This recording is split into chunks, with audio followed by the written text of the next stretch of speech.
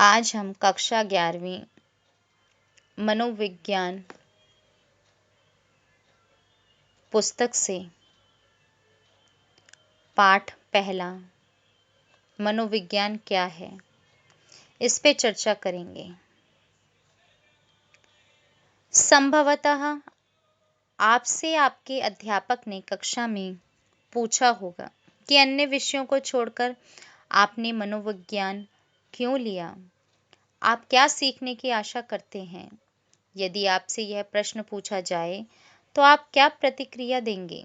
सामान्यतया जिस तरह की प्रतिक्रियाएं कक्षा में मिलती हैं वे विस्मयकारी होती हैं। अधिकांश विद्यार्थी निरर्थक प्रतिक्रिया देते हैं, जैसे वे जानना चाहते हैं कि दूसरे लोग क्या सोच रहे हैं। परंतु ऐसी भी प्रक्रियाएं हो सकती हैं, जैसे स्वयं को जानना, दूसरों को जानना अथवा विशेष प्रतिक्रियाएं जैसे लोग स्वप्न क्यों देखते हैं, लोग क्यों आगे बढ़कर दूसरों की सहायता करते हैं अथवा एक दूसरे को पीटते हैं। समस्त प्राचीन परंपराओं में मानव स्वभाव से संबंधित प्रश्न अवश्य होते हैं। भारतीय दार्शनिक परंपराएं विशेष रूप से ऐसे प्रश्नों का सामना करती हैं कि लोग जिस तरह का व्यवहार करते हैं वैसे वे क्यों करते हैं, लोग अधिकतर अप्रसन्न क्यों होते हैं, यदि वे अपने जीवन में प्रसन्नता चाहते हैं तो उन्हें अपने विषय में कैसे परिवर्तन लाने चाहिए। सभी ज्ञान की तरह मनोवैज्ञानिक ज्ञान भी मानव कल्याण के लिए बहुत योगदान देना चाहता है। यदि संसार दुखागार है तो यह अधिकतर मनुष्यों के ही कारण है। संभवतः आप यह पूछना चाहेंगे, आपके मन में प्रश्न उठेगा कि 11 सितंबर 9/11 अथवा इराक में युद्ध की घटना क्यों हुई? दिल्ली, मुंबई, श्रीनगर अथवा पूर्वोत्तर में निर्दोष लोगों को बम एवं गोलियों का सामना क्यों करना पड़ता है? मनोवैज्ञानिक यह पूछते हैं कि युवा मन में कैसे अनुभव होते हैं जो बदला लेने वाले आतंकवादियों के रूप में परिवर्तित हो जाते हैं। परंतु मानव स्वभाव का एक दूसरा रूप भी है। आपने संभवतः मेजर HPS अहलूवालिया का नाम सुना होगा, जिन्हें पाकिस्तान के साथ युद्ध के समय एक चोट के कारण कमर के नीचे लकवा मार गया था और वे माउंट एवरेस्ट पर चढ़े थे। उनमें इतनी ऊंचाई पर चढ़ने का भाव कहाँ से जागृत हुआ? आपको जानकर आश्चर्य होगा कि आधुनिक मनोविज्ञान स्पष्ट, अस्पष्ट, सूक्ष्म स्तर गोचरों जैसे चेतना, शोरगुल के मध्य अवधान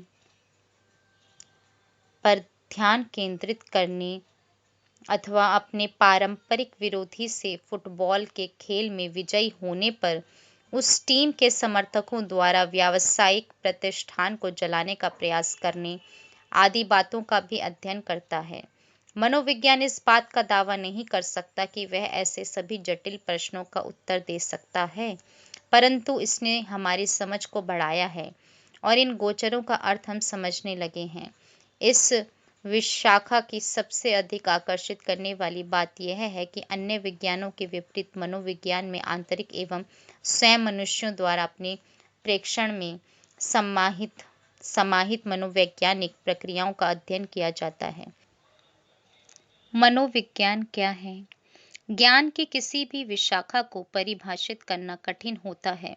प्रथम, क्योंकि यह सर्वदा विकसित होता रहता है। द्वितीय, क्योंकि गोचरों का जिस सीमा तक अध्ययन किया जाता है उन्हें किसी एक परिभाषा में नहीं लाया जा सकता है।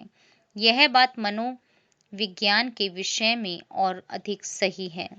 बहुत पहले आप जैसे विद्यार्थियों को बताया गया होगा कि मनोविज्ञान यानी साइकोलॉजी शब्द दो ग्रीक शब्दों साइकी अर्थात आत्मा और लोगोस अर्थात विज्ञान अथवा एक विषय के अध्ययन से बना है।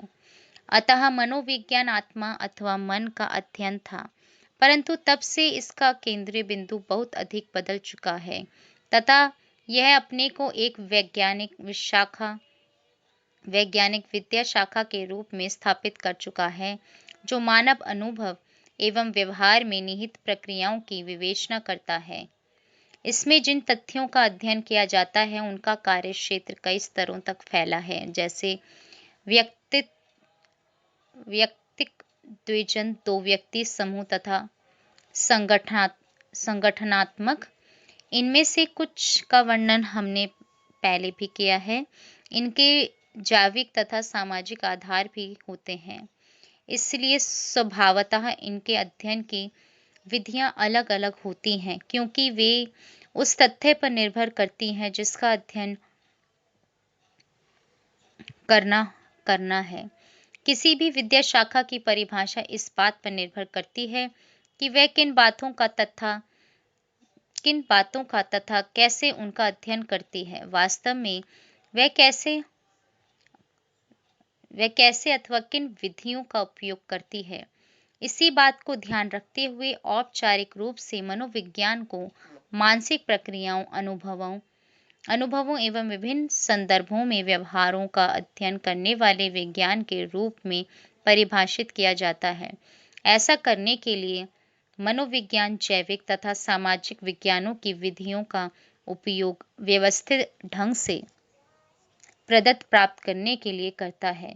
यह प्रदत्तों की अर्थवत्ता बताता है जिससे वे ज्ञान के रूप में संगठित किए जा सकें। आइए परिभाषा में प्रयुक्त 3 पदों मानसिक प्रक्रियाएं, अनुभव एवं व्यवहार को समझ लिया जाए। जब हम कहते हैं कि अनुभव करने वाले व्यक्ति के लिए आंतरिक होता है, तो हमारा आशय चेतना अथवा मानसिक प्रक्रियाओं, मेंटल प्रोसेसेस से होता है। जब हम किसी बात को जानने या उसका स्मरण करने के लिए चिंतन करते हैं अथवा समस्या का समाधान करते हैं, तो हम मानसिक प्रक्रियाओं का उपयोग करते हैं। मस्तिष्क की क्रियाओं के स्तर पर ये मानसिक प्रक्रियाएं परिलक्षित होती हैं। जब हम किसी गणितीय समस्या का समाधान करते हैं, तो हमें दिखता है कि मस्तिष्क किस प्रकार की तकनीकों का उपयोग करता है। हम मानसिक क्रियाओं एवं मस्तिष्क की क्रियाओं को एक नहीं मान सकते हैं, यद्यपि वे एक दूसरे पर आश्रित होती हैं। मानसिक क्रियाएं एवं कोशिकीय क्रियाएं एक दूसरे से आच्छादित लगती हैं, परंतु वे समरूप नहीं होती हैं। मस्तिष्क से भिन्न मन की कोई भौतिक संरचना अथवा अवस्थिति नहीं होती है। मन का आविर्भाव एवं विकास होता है। ऐसा तब होता है जब इस संसार में हमारी अंतः क्रियाएं एवं अनुभव एक व्यवस्था के रूप में गतिमान होकर संगठित होते हैं, जो विविध प्रकार की मानसिक प्रक्रियाओं के घटित होने के लिए उत्तरदायी होते हैं। मस्तिष्क की क्रियाएं इस बात का संकेत देती हैं कि हमारा मन कैसे कार्य करता है, परंतु हमारे अपने अनुभव एवं मानसिक प्रक्रियाओं की चेतना कोशिकीय अथवा मस्तिष्क की क्रियाओं से बहुत अधिक होती है। जब हम सोते हैं तब भी हमारी मानसिक क्रियाएं चलती रहती हैं। हम स्वप्न देखते हैं और सूचनाएं भी ग्रहण करते हैं, जैसे दरवाजे का खटखटाया जाना हम सोते समय भी जान जाते हैं। कुछ मनोवैज्ञानिकों का मानना है कि हम सोते समय सीखते और स्मरण भी करते हैं। मनोवैज्ञानिक स्मरण करने, सीखने, जानने, प्रत्यक्षण करने एवं अनुभूतियों में रुचि लेते हैं। वे इन प्रक्रियाओं का अध्ययन यह जानने के लिए करते हैं कि हमारा मन कैसे कार्य करता है तथा हमारी सहायता करने के लिए करते हैं, जिससे हम अपनी मानसिक क्षमताओं के उपयोग एवं उसके अनुप्रयोग में सुधार कर सकें। मनोवैज्ञानिक लोगों के अनुभवों, एक्सपीरियंसेस का भी अध्ययन करते हैं। अनुभव स्वभाव से आत्मपरक होते हैं। हम प्रत्यक्षतः ना तो दूसरों के अनुभवों का प्रेक्षण कर सकते हैं और ना ही उसके विषय में जान सकते हैं। अनुभव करने वाला व्यक्ति ही अपने अनुभवों को जान सकता है अथवा उसके प्रति सचेतन हो सकता है। इसलिए अनुभव हमारी चेतना में रचा बसा रहता है। मनोवैज्ञानिकों ने लोगों की उस पीड़ा पर ध्यान दिया है जो अंतिम सांसें गिन रहे रोगियों में दिखाई देती हैं, अथवा उस मनोवैज्ञानिक पीड़ा पर जो शोकार्त होने पर होती है। साथ ही साथ धनात्मक अनुभूतियों का भी, जो हम रोमांस करते समय अनुभव करते हैं। कुछ गुण कुछ गुण अनुभव भी होते हैं जिन पर मनोवैज्ञानिक ध्यान देते हैं, जैसे जब कोई योगी ध्यानावस्थित होता है तो वह चेतना के एक भिन्न धरातल पर पहुंचता है तथा एक नवीन अनुभव को उत्पन्न करता है, अथवा जब कोई नशेड़ी किसी नशीली दवा का सेवन हवा में उड़ने के लिए करता है। यद्यपि ऐसी दवाइयां हानिकारक होती हैं, अनुभवकर्ता की आंतरिक एवं बाह्य दशाओं से प्रभावित होते हैं। यदि गर्मी में किसी दिन आप भीड़ वाली बस में यात्रा करते हैं तो आपको वैसी असुविधा की अनुभूति नहीं होती है, क्योंकि आप अपने मित्रों के साथ पिकनिक के लिए जा रहे होते हैं। इस प्रकार अनुभव के स्वरूप को आंतरिक एवं बाह्य दशाओं के जटिल परिदृश्य का विश्लेषण करके समझा जा सकता है। व्यवहार बिहेवियर्स हमारी क्रियाओं जिसमें हम संलग्न होते हैं कि अनुक्रियाएं अथवा प्रतिक्रियाएं होते हैं। जब कुछ आपकी तरफ आता है तो पलकें सामान्य प्रतिवर्त क्रिया में खुलती बंद होती हैं। आप परीक्षा देते समय यह अनुभव कर सकते हैं कि आपका हृदय धड़कता है। आप सुनिश्चित करते हैं कि आप एक चलचित्र विशेष अपने मित्र के साथ देखेंगे। व्यवहार सामान्य अथवा जटिल, कम समय तक अथवा देर तक बना रहने वाला हो सकता है। कुछ व्यवहार प्रकट होते हैं, एक प्रेक्षक इन्हें बाह्य जगत में देख सकता है अथवा अनुभव कर सकता है। कुछ आंतरिक या अप्रकट होते हैं।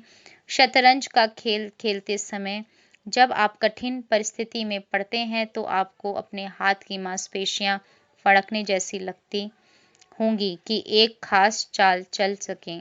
समस्त व्यवहार प्रकट एवं अप्रकट वातावरण के कुछ उद्दीपकों अथवा आंतरिक धरातल पर होने वाले परिवर्तनों द्वारा त्वरित रूप से संचालित होने से संबद्ध होते हैं। आप एक बाघ देखते हैं और दौड़ते हैं अथवा सोचते हैं कि बाघ है और भाग जाना चाहिए।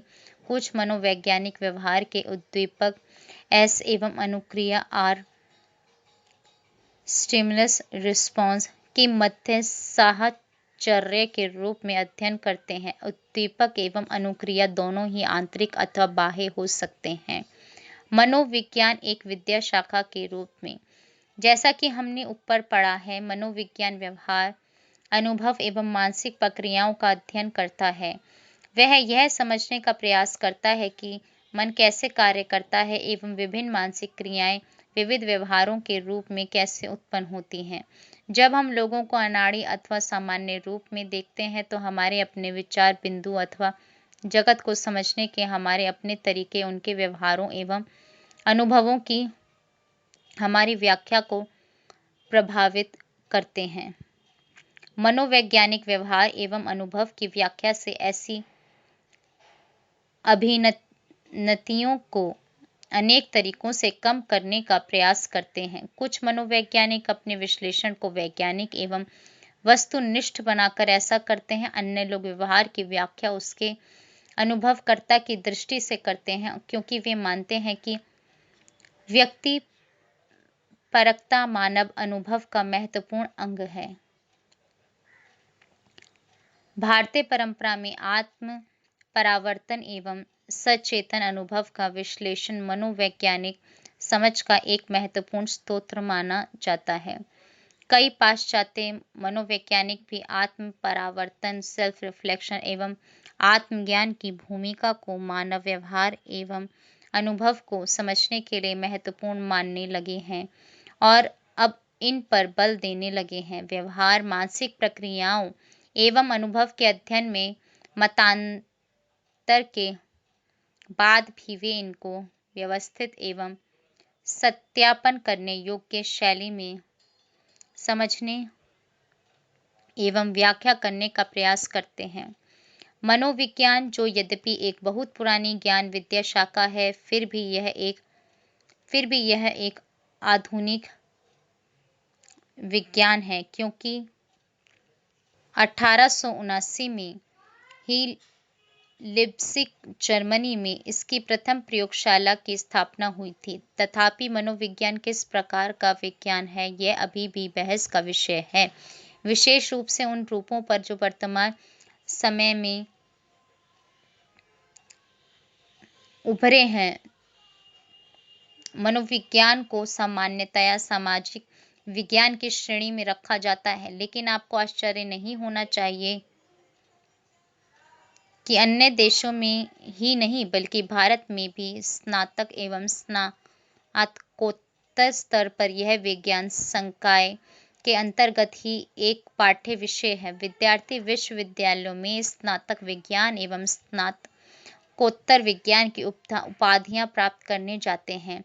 वास्तव में दो प्रसिद्ध उभर रही विद्या शाखाएं तंत्रिका विज्ञान और कंप्यूटर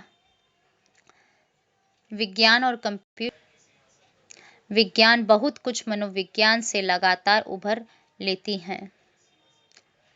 हम में से बहुत से लोग तीव्र गति से विकसित हो रही मस्तिष्क प्रतिमा तकनीक जैसे fMRI, EEG इत्यादि से परिचित होंगे, जिनसे मस्तिष्क की प्रक्रियाओं को वास्तविक समय अर्थात जब वे वास्तव में हो रही हों में समझना संभव होता है। इसी प्रकार सूचना तकनीक के क्षेत्र में मानव कंप्यूटर अंतःक्रिया तथा कृत्रिम बुद्धि का विकास संज्ञानात्मक प्रक्रियाओं में मनोवैज्ञानिक ज्ञान के बिना संभव नहीं हो सकता है।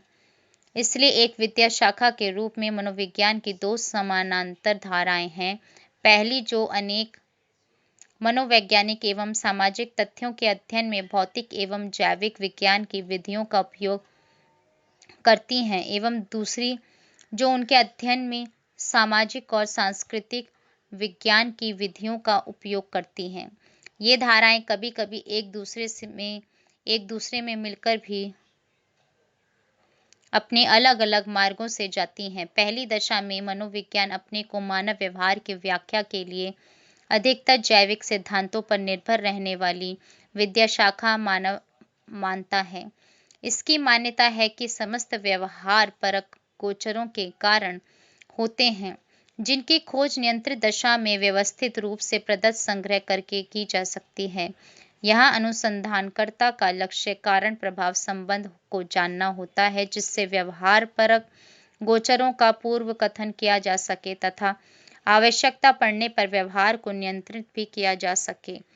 दूसरी ओर सामाजिक विज्ञान के रूप में मनोविज्ञान इस बात पर ध्यान देता है कि व्यवहार परक गोचरों की व्याख्या अंतः क्रिया के रूप में किस प्रकार की जा सकती है।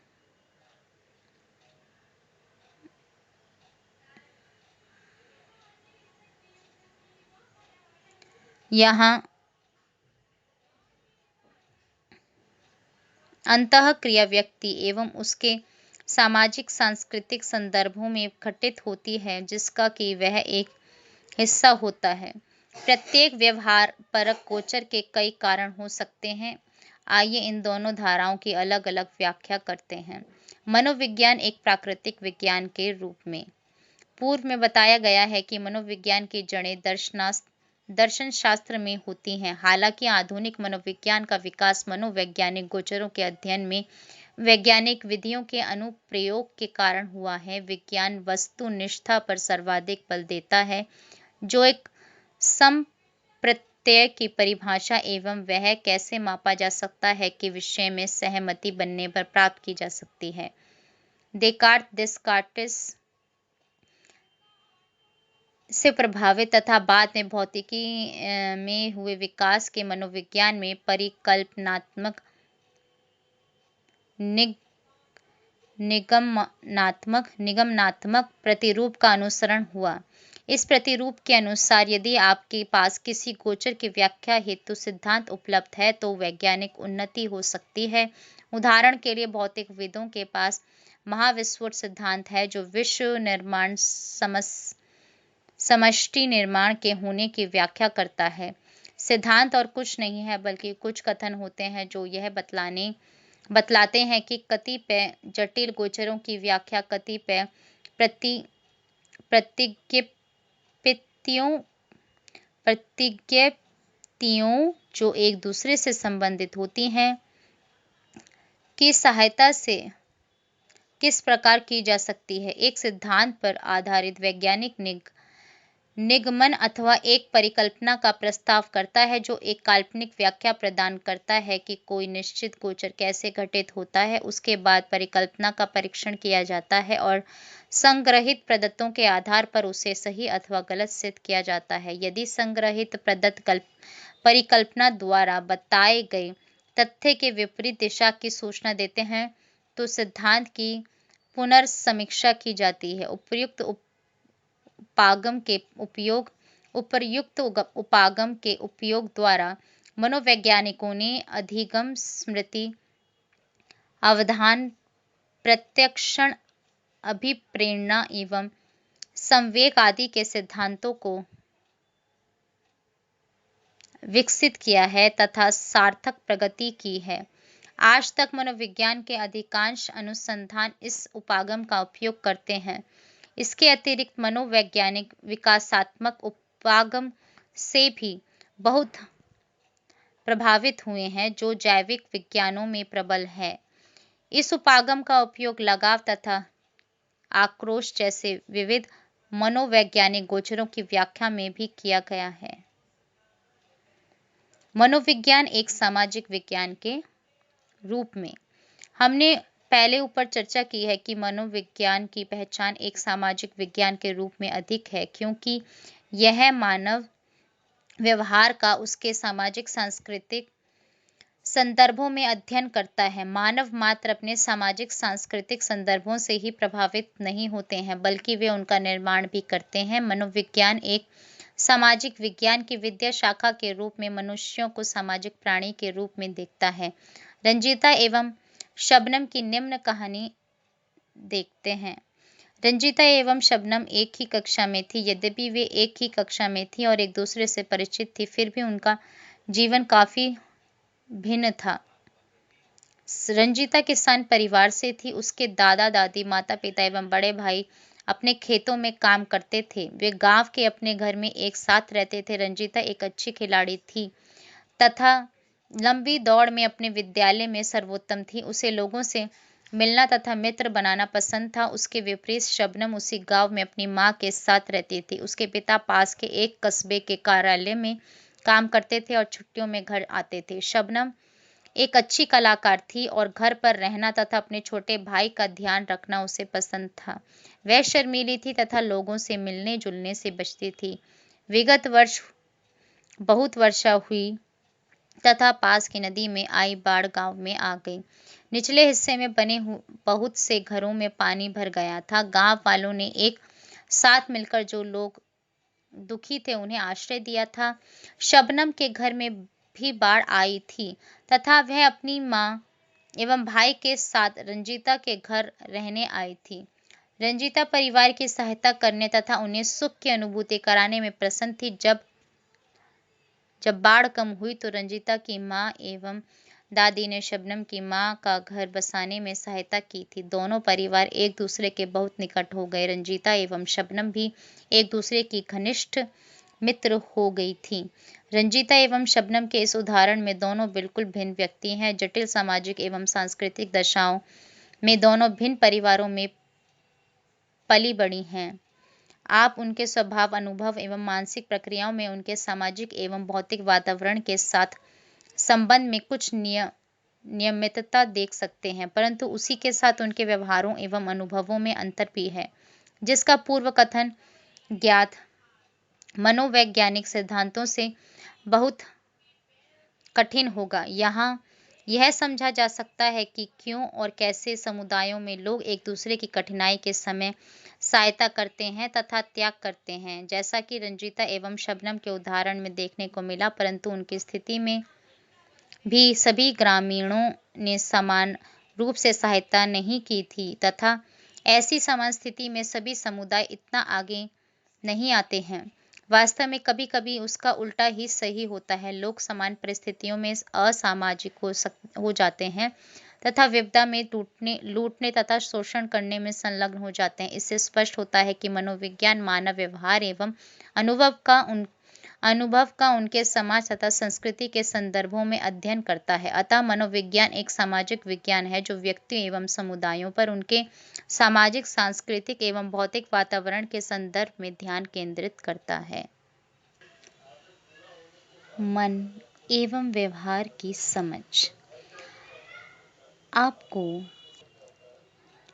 स्मरण होगा कि मनोविज्ञान को मन के विज्ञान के रूप में परिभाषित किया गया था।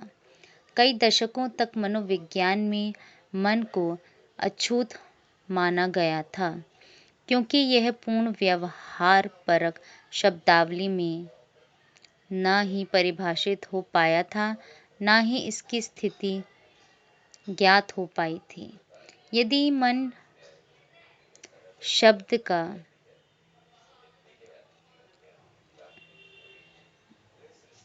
मनोविज्ञान में पुनरागमन हुआ है तो हमें उसके लिए स्पेरी जैसे तंत्रिका वैज्ञानिक एवं पेनरोज जैसे भौतिकविद का आभारी होना चाहिए, जिन्होंने उसे वह सम्मान दिया जो उसके लिए वांछित था तथा जो सम्मान अब है। मनोविज्ञान सहित विविध विधाओं में वैज्ञानिक हैं जो यह सोचते हैं कि मन का एक एकीकृत सिद्धांत संभव है, यद्यपि यह वर्तमान में नहीं है। मन क्या है? क्या यह मस्तिष्क के समान है? जैसा कि हमने ऊपर उल्लेख किया, यह सत्य है कि मन मस्तिष्क के बिना नहीं रह सकता। फिर भी मन एक पृथक सत्ता है। अनेक प्रलेखित और रुचिकर उदाहरणों के आधार पर आप सभी इसकी प्रशंसा कर सकते हैं। कुछ रोगियों में दृष्टि के लिए उत्तरदायी पश्चकपाली को शल्य चिकित्सा द्वारा हटा दिया गया था। तब भी उन्होंने चाक्षुष आँखों से होने वाला प्रत्यक्ष प्रमाण संकेतों की स्थिति एवं स्वरूप के विषय में सही उत्तर दिए। इसी प्रकार एक अनाड़ी खिलाड़ी मोटरसाइकिल दुर्घटना में अपनी बाँह गंवा बैठा, परंतु बाँह का अनुभव वह बराबर करता रहा तथा उसकी गति का भी अनुभव करता रहा। जब उसे कॉफी दी गई तो उसकी छायाभासी बाँह कॉफी के कप तक पहुंची और जब किसी ने कप हटा दिया तो उसने विरोध किया। तंत्रिका वैज्ञानिकों द्वारा और भी बहुत से उदाहरण दिए गए हैं। एक व्यक्ति जिसे एक दुर्घटना में मस्तिष्क आघात हुआ था, जब वह अस्पताल से घर लौट आया तो उसने बताया कि उसके अभिभावक प्रतिरूपों द्वारा बदल दिए गए हैं। वे पाखंडी हैं। ऐसी प्रत्येक घटना में व्यक्ति मस्तिष्क के किसी भाग की क्षतिग्रस्तता का शिकार हुआ था, परंतु उसका मन बिल्कुल ठीक ठाक था। वैज्ञानिक पहले यह मानते थे कि मन एवं शरीर में कोई संबंध नहीं है और वे एक दूसरे के समानांतर हैं। भावपरक तंत्रिका विज्ञान में आधुनिक अध्ययनों से ज्ञात हुआ है कि मन एवं व्यवहार में संबंध है। यह दर्शाया गया है कि धनात्मक चाक्षुषीय तकनीकों तथा धनात्मक संवेगों की अनुभूतियों द्वारा शारीरिक प्रक्रियाओं में सार्थक परिवर्तन लाया जा सकता है। ऑर्निश ने अपने रोगियों पर किए गए अनेक अध्ययनों में यह दिखाया है। इन अध्ययनों में जिस व्यक्ति की धमनियों में रुकावट थी, उसे यह अनुभव कराया गया कि उसकी अवरुद्ध धमनियों में रक्त प्रवाह हो रहा है। कुछ समय तक इसका अभ्यास करने के बाद इन रोगियों को सार्थक रूप से आराम हुआ क्योंकि धमनियों की अवरुद्धता कम हो गई थी। मानसिक प्रतिमा उदय अर्थात किसी व्यक्ति द्वारा मन में प्रतिमा उत्पन्न करने से भय, ग्रस्तता, वस्तुओं एवं परिस्थितियों से अतार्किक भय के कई रूपों का निदान किया गया है। एक नई विद्या शाखा जिसे मनस्तंत्रिकीय रोग प्रतिरोधक विज्ञान कहा जाता है, विकसित हो रही है, जो रोग प्रतिरोधक तंत्र को सशक्त करने में मन की भूमिका पर बल देती है। मनोविज्ञान विद्या शाखा की प्रसिद्ध धारणाएं। हम पहले भी बता चुके हैं कि प्रतिदिन हम सभी लोग एक मनोवैज्ञानिक की तरह कार्य करते हैं। हम यह जानने का प्रयास करते हैं कि कोई व्यक्ति जिस रूप में व्यवहार कर रहा है वह वैसा क्यों कर रहा है और उसका तैयार व्याख्यान देते हैं। मात्र यही नहीं, हम में से सभी ने मानव व्यवहार के लिए अपने अपने सिद्धांत बनाए हैं। यदि हम किसी कार्यकर्ता से चाहते हैं कि वह अपने विगत कार्य से अच्छा कार्य करे तो हम जानते हैं कि हमें उसे उत्साहित करना पड़ेगा। आपको संभवतः छड़ी का प्रयोग करना पड़े क्योंकि लोग आलसी होते हैं। सामान्य ज्ञान, सामान्य बोध पर आधारित मानव व्यवहार के ऐसे सिद्धांतों का वैज्ञानिक अध्ययन करने पर वे सही तथा सही नहीं भी हो सकते हैं। वास्तव में आप पाएंगे कि मानव व्यवहार की सामान्य बोध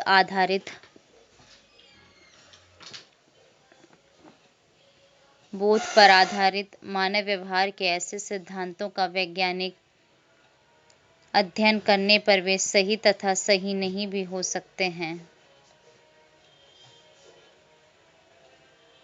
वास्तव में आप पाएंगे कि मानव व्यवहार की सामान्य बोध आधारित व्याख्याएं अंधकार में तीर चलाने जैसी होंगी एवं बहुत कम व्याख्या कर पाएंगी। उदाहरण के लिए, यदि आपका प्रिय मित्र कहीं दूर चला जाए तो उसके प्रति आपके आकर्षण में क्या परिवर्तन आएगा? दो बातें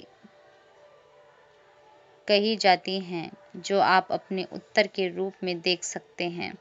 उनमें से एक है दृष्टि ओझल, मन ओझल। दूसरी बात, दूरी से हृदय में प्रेम और प्रगाढ़ होता है। दोनों बयान एक दूसरे के विपरीत हैं। प्रश्न है कि इनमें कौन सही है। इसकी चयनित व्याख्या इस बात पर निर्भर करेगी कि अपने मित्र के जाने के बाद आपके जीवन में क्या घटित हुआ। मान लीजिए कि आपको एक नया मित्र मिल जाता है, तो आप दृष्टि ओझल, मन ओझल की बात व्यवहार की व्याख्या के लिए उपयोग में लाएंगे। यदि आपको कोई नया मित्र नहीं मिलता है तो आप व्यग्रता से अपने मित्र को याद करेंगे। इस दशा में दूरी से हृदय में प्रेम और प्रगाढ़ होता है से आप व्यवहार की व्याख्या करेंगे। सामान्य बोध अंधकार में तीर चलाने जैसा होगा। मनोविज्ञान एक विज्ञान के रूप में व्यवहार के स्वरूप को देखता है जिसका पूर्व कथन किया जा सके, ना कि घटित होने के पश्चात की गई व्याख्या को। मनोविज्ञान द्वारा उत्पादित वैज्ञानिक ज्ञान सामान्य बोध के प्रायः विरुद्ध होता है। इसका एक उदाहरण ड्वेक का एक अध्ययन है। यह अध्ययन उन बच्चों से संबंधित है जो कठिन समस्या आने अथवा अनुत्तीर्ण होने पर सरलता से उसे छोड़ देते हैं। उसने सोचा कि उनकी सहायता कैसे की जा सकती है। सामान्य बोध के अनुसार हमें उन्हें सरल प्रश्न देना चाहिए जिससे उनके अनुत्तीर्ण होने की दर घट सके तथा उनका विश्वास बढ़ सके। इसके बाद ही उन्हें कठिन समस्याएं देनी चाहिए जिनको वे अपने नए विश्वास के साथ हल कर सकेंगे। ड्वेक ने इसका परीक्षण किया। उसने विद्यार्थियों के दो समूहों को लिया जिन्हें गणित के प्रश्नों को हल करने के लिए 25 दिनों तक प्रशिक्षण दिया गया था। प्रथम समूह को सरल समस्याएं दी गई थीं जो वे सहजतापूर्वक हल करने में सक्षम थे। द्वितीय समूह को जटिल एवं सरल दोनों ही प्रकार की समस्याएं हल करने को दी गई थी। स्पष्टतया वे जटिल समस्याओं को नहीं हल कर सके जब कभी ऐसा हुआ तो ड्वेक ने विद्यार्थियों से कहा कि वे समस्याओं को इसलिए नहीं हल कर पाए क्योंकि उन्होंने कठिन प्रयास नहीं किए तथा उन्हें ड्वेक ने पलायन के बदले प्रयास करते रहने को कहा। प्रशिक्षण काल समाप्त होने के बाद ड्वेक ने दोनों समूहों को समस्याओं का एक नया सेट दिया। जो लोग हमेशा सफल हुए थे क्योंकि उन्हें सरल समस्याएं दी गई थीं, वे असफल होने पर बहुत जल्दी पलायन कर गए, तुलना में उनके जिन्होंने सफलता और असफलता दोनों को देखा था तथा जिन्हें यह बताया गया था कि असफलता का कारण प्रयास की कमी रही है। अन्य बहुत से सामान्य बोध धारणाएं हैं जिन्हें आप सत्य नहीं पाएंगे। अभी कुछ ही समय पूर्व कुछ संस्कृतियों के लोगों का विश्वास था कि पुरुष महिलाओं से अधिक बुद्धिमान होते हैं अथवा पुरुषों की तुलना में महिलाएं अधिक दुर्घटना करती हैं। अनुभाविक अध्ययनों से ज्ञात हुआ है कि ये दोनों धारणाएं गलत हैं। सामान्य बोध यह भी बताता है कि यदि किसी व्यक्ति से अधिक श्रोताओं के समक्ष अपनी बात करने को कहा जाए तो उसका निष्पादन सर्वोत्तम नहीं होता है। मनोवैज्ञानिक अध्ययनों से पता चलता है कि यदि आपने अच्छा अभ्यास किया है तो वास्तव में आप अच्छा निष्पादन कर सकेंगे क्योंकि अधिक श्रोताओं के रहने से आपका निष्पादन बढ़ेगा। यह आशा है कि जैसे जैसे आप इस पाठ्यपुस्तक को पढ़ते जाएंगे, आप में अनेक विश्वास एवं मानव व्यवहार की समझ परिवर्तित होती जाएगी। आप यह भी जान सकेंगे कि मनोवैज्ञानिक ज्योतिषियों, तांत्रिकों एवं हस्तरेखा विशारदों जैसा नहीं होता है क्योंकि वह पद्धतों पर आधारित बातों का व्यवस्थित अध्ययन करता है और मानव व्यवहार एवं अन्य मनोवैज्ञानिक गोचरों के विषय में सिद्धांत विकसित करता है।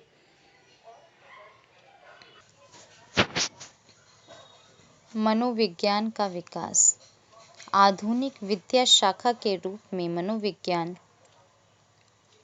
जो पाश्चात्य विकास से एक बड़ी सीमा तक प्रभावित है, का इतिहास बहुत छोटा है।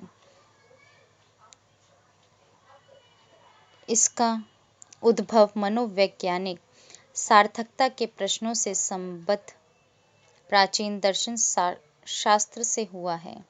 हमने उल्लेख किया है कि आधुनिक मनोविज्ञान का औपचारिक प्रारंभ 1879 में हुआ जब विल्हेम वुंट ने लिप्सिक, जर्मनी में मनोविज्ञान की प्रथम प्रायोगिक प्रयोगशाला को स्थापित किया। वुंट सचेतन अनुभव के अध्ययन में रुचि ले रहे थे और मन के अवयवों अर्थात निर्माण की इकाइयों का विश्लेषण करना चाहते थे।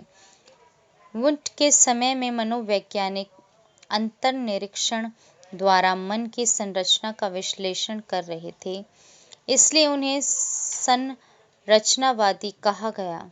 अंतर्निरीक्षण एक प्रक्रिया थी जिसमें प्रयोज्यों से मनोवैज्ञानिक प्रयोग में कहा गया था कि वे अपनी मानसिक प्रक्रियाओं अथवा अनुभवों का विस्तार से वर्णन करें। यद्यपि अंतर्निरीक्षण एक विधि के रूप में अनेक मनोवैज्ञानिकों को संतुष्ट नहीं कर सका। इसे कम वैज्ञानिक माना गया क्योंकि अंतर्निरीक्षणीय विवरणों का सत्यापन बाह्य प्रेक्षकों द्वारा संभव नहीं हो सका था। इसके कारण मनोविज्ञान में एक नया परिदृश्य उभर कर आया। एक अमेरिकी मनोवैज्ञानिक विलियम जेम्स, जिन्होंने कैम्ब्रिज मैसाचुसेट्स में एक प्रयोगशाला की स्थापना लिप्सिक की प्रयोगशाला के कुछ ही समय बाद की थी, वे मानव मन के अध्ययन के लिए प्रक्रियावादी फंक्शनलिस्ट उपागम का विकास किया। विलियम जेम्स का विश्वास था कि मानस की संरचना पर ध्यान देने के बजाय मनोविज्ञान को इस बात का अध्ययन करना चाहिए कि मन क्या करता है तथा व्यवहार लोगों को अपने वातावरण से निपटने के लिए किस प्रकार कार्य करता है। उदाहरण के लिए प्रकार्यवादियों ने इस बात पर ध्यान केंद्रित किया कि व्यवहार लोगों को अपनी आवश्यकता। मनोविज्ञान की शाखाएं। वर्षों में मनोविज्ञान के विविध विशिष्ट क्षेत्रों का प्रादुर्भाव हुआ है, जिनमें से कुछ का वर्णन इस खंड में किया जा रहा है।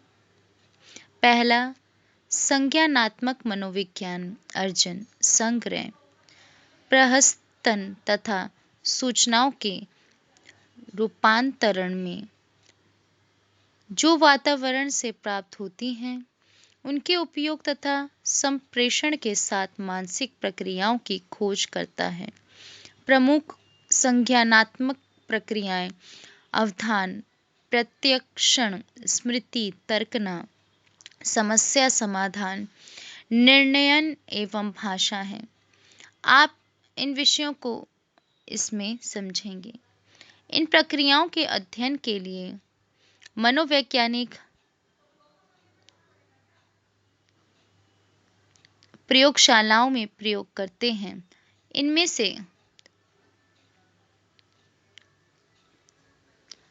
से कुछ पारिस्थितिक उपागम का भी उपयोग करते हैं, अर्थात वह उपागम जो संज्ञानात्मक प्रक्रियाओं को उनके प्राकृतिक स्वरूप में अध्ययन करने के लिए पर्यायवर्णी कारकों पर ध्यान देते हैं। संज्ञानात्मक मनोवैज्ञानिक तंत्रिका वैज्ञानिक एवं कंप्यूटर वैज्ञानिकों के साथ भी सहयोग करते हैं। जैविक मनोविज्ञान व्यवहार तथा शारीरिक व्यवस्था के मध्य संबंधों, मस्तिष्क तथा अन्य तंत्रिका तंत्र, प्रतिरोधक व्यवस्था एवं आनुवंशिकी सहित पर ध्यान केंद्रित करते हैं। जैविक मनोवैज्ञानिक तंत्रिका वैज्ञानिकों, प्राणी वैज्ञानिकों तथा मानवशास्त्रियों के साथ भी कार्य करते हैं। तंत्रिका मनोविज्ञान न्यूरोसाइकोलॉजी अनुसंधान के एक क्षेत्र के रूप में उभरा है, जहां मनोवैज्ञानिक एवं तंत्रिका वैज्ञानिक मिलजुल कर कार्य करते हैं। अनुसंधानकर्ता तंत्रिका संचारकों की भूमिका, जो मस्तिष्क के विभिन्न क्षेत्रों में तंत्रिका संचार के लिए उत्तरदायी होते हैं और इसीलिए साहचर्ययुक्त मानसिक प्रक्रियाओं में इनका अध्ययन करते हैं। वे अपना अनुसंधान प्रकृत रूप में कार्य करने वाले मस्तिष्क के व्यक्तियों तथा शल्य मस्तिष्क वाले लोगों के कार्यों का विकसित तकनीकों यथा ईईजी, पीईटी तथा एफएमआरआई आदि की सहायता से जिसके विषय में हम आगे जानेंगे, अध्ययन करते हैं।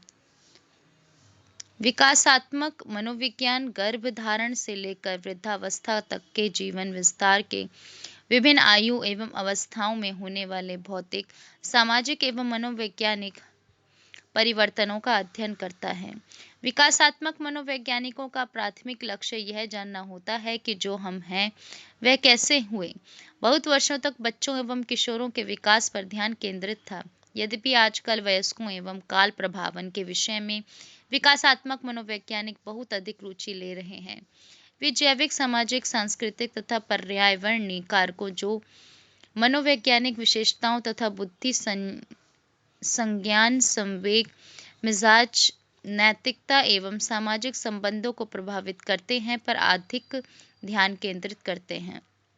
विकासात्मक मनोवैज्ञानिक मानवशास्त्रियों, शिक्षाविदों, तंत्रिका वैज्ञानिकों, सामाजिक कार्यकर्ताओं, परामर्शदाताओं तथा ज्ञान की सभी शाखाओं जो मनुष्य की समवृद्धि एवं विकास के संबंध हैं के साथ मिलकर कार्य करते हैं। सामाजिक मनोविज्ञान यह समन्वेषण करता है कि लोग अपने सामाजिक वातावरण से कैसे प्रभावित होते हैं लोग दूसरों के विषय में कैसा सोचते हैं तथा उन्हें कैसे प्रभावित करते हैं। सामाजिक मनोवैज्ञानिक अभिवृत्ति समरूप तथा अधिकारियों के प्रति आज्ञाकारिता, अंतर्वैयक्तिक आकर्षण, सहायतापरक व्यवहार, पूर्वाग्रह, आक्रोश, सामाजिक अभिप्रेरणा, अंतर समूह संबंध आदि विषयों में रुचि लेते हैं। अंतः सांस्कृतिक एवं सांस्कृतिक मनोविज्ञान व्यवहार, विचार तथा संवेग को समझने में संस्कृति की भूमिका का अध्ययन करता है। इसकी मान्यता है कि मानव व्यवहार मात्र मानव जैविक विभवों की प्रस्तुति न होकर संस्कृति का भी उत्पाद होता है। इसलिए व्यवहार का अध्ययन उसके सामाजिक सांस्कृतिक संदर्भ में किया जाना चाहिए। जैसा कि संस्कृति मानव व्यवहार को विविध रूपों एवं विभिन्न सीमाओं तक प्रभावित करती है। पर्यावरणीय मनोविज्ञान तापमान, आर्द्रता, प्रदूषण तथा प्राकृतिक आपदा जैसे भौतिक कारकों का मानव व्यवहार के साथ अंतःक्रियाओं का अध्ययन करता है। कार्य करने के स्थान पर भौतिक चीजों की व्यवस्था के स्वरूप का स्वास्थ्य, सामवेगिक अवस्था तथा अंतर्वैयक्तिक संबंधों पर पड़ने वाले प्रभावों का अन्वेषण करता है। इस क्षेत्र में नवीन विषय के रूप में किस सीमा तक उत्सर्ग प्रबंधन, जनसंख्या विस्फोट, ऊर्जा संरक्षण, सामुदायिक संसाधनों का सक्षम उपयोग आदि जुड़े हैं, जो मानव व्यवहार के प्रकार्य होते हैं। स्वास्थ्य मनोविज्ञान रोगों के विकास, बचाव एवं निदान में मनोवैज्ञानिक कारकों, उदाहरण के लिए दबाव, दुश्चिंतता की भूमिका पर केंद्रित होता है। स्वास्थ्य मनोवैज्ञानिकों की रुचि के क्षेत्र दबाव तथा समायोजी व्यवहार, मनोवैज्ञानिक कारकों एवं स्वास्थ्य के बीच संबंध, डॉक्टर रोगी संबंध तथा स्वास्थ्य वृद्धि के कारकों को बढ़ावा देने वाले उपाय हैं। नैदानिक एवं उपबोधन मनोविज्ञान दुश्चिंतता, अवसाद, खान-पान व्यतिक्रम तथा चिरकालिक पदार्थ दुरुपयोग जैसे मनोवैज्ञानिक व्यतिक्रमों के निदान एवं बचाव से संबंधित होता है। एक संबंधित क्षेत्र उपबोधन का होता है, जिसका लक्ष्य लोगों के दैनंदिन कार्यों में लोगों की रोजमर्रा की समस्याओं को हल करने तथा चुनौतीपूर्ण स्थितियों में सामंजस्य बनाने में सहायता करके सुधार लाना होता है। नैदानिक मनोवैज्ञानिकों का कार्य उपबोधन मनोवैज्ञानिकों के कार्य से भिन्न नहीं होता है। यद्यपि उपबोधन मनोवैज्ञानिक कभी-कभी ऐसे लोगों का अध्ययन करते हैं जिनकी समस्याएं कम गंभीर रहती हैं। बहुत सी स्थितियों में उपबोधन मनोवैज्ञानिक छात्रों को उनकी व्यक्तिगत समस्याओं एवं जीवन वृत्ति योजना के विषय में अपनी सलाह भी देते हैं। नैदानिक मनोवैज्ञानिकों की तरह मनोरोग विज्ञानी भी मनोवैज्ञानिक व्यतिक्रमों के कारणों, उपचारों तथा उनसे बचाव का अध्ययन करते हैं। नैदानिक मनोवैज्ञानिक एवं मनोरोग विज्ञानी एक दूसरे से कैसे भिन्न होते हैं? नैदानिक मनोवैज्ञानिक के पास मनोविज्ञान की एक उपाधि होती है जिसमें वह कठिन प्रशिक्षण प्राप्त करता है तथा वह लोगों के मनोवैज्ञानिक व्यतिक्रमों का उपचार करता है। इसके विपरीत मनोरोग विज्ञानी के पास चिकित्सा विज्ञान की उपाधि होती है, जो मनोवैज्ञानिक व्यतिक्रम के निदान हेतु वर्षों का विशिष्ट प्रशिक्षण प्राप्त किए हुए होते हैं। एक महत्वपूर्ण अंतर यह होता है कि मनोरोग विज्ञानी ही दवाइयों का सुझाव दे सकता है तथा विद्युत आघात उपचार प्रदान कर सकता है, जबकि नैदानिक मनोरोग वैज्ञानिक ऐसा नहीं कर सकता है। औद्योगिक संगठनात्मक मनोविज्ञान कार्यस्थल व्यवहार का अध्ययन करता है तथा कार्मिकों एवं उन्हें नियुक्त करने वाले संगठनों पर ध्यान देता है। औद्योगिक संगठनात्मक मनोवैज्ञानिक कर्मचारियों के प्रशिक्षण कार्यदशा में सुधार तथा कर्मचारियों की नियुक्ति के मानक से संबंधित होता है। उदाहरण के लिए संगठनात्मक मनोवैज्ञानिक इस बात का सुझाव दे सकता है कि कंपनी एक नई प्रबंध संरचना तैयार करे जो कर्मचारियों तथा प्रबंधक के मध्य के संवाद में वृद्धि कर सके। औद्योगिक एवं संगठनात्मक मनोवैज्ञानिक की पृष्ठभूमि में संज्ञानात्मक तथा सामाजिक मनोविज्ञान में प्राप्त प्रशिक्षण होता है। शैक्षिक मनोविज्ञान इस बात का अध्ययन करता है कि विभिन्न आयु वर्ग के लोग कैसे सीखते हैं। शैक्षिक मनोविज्ञान ज्ञानिक मूलतः शैक्षिक और कार्यदशा दोनों में लोग निर्देशात्मक विधियों एवं सामग्रियों के उपयोग से कैसे प्रशिक्षित किए जाते हैं से संबंधित होते हैं।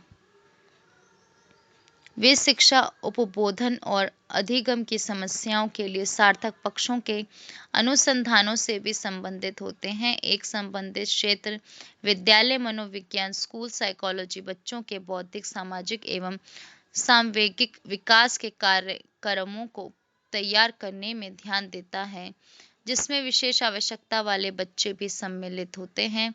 वे मनोविज्ञान के ज्ञान का स्कूल परिवेश में प्रयोग करते हैं।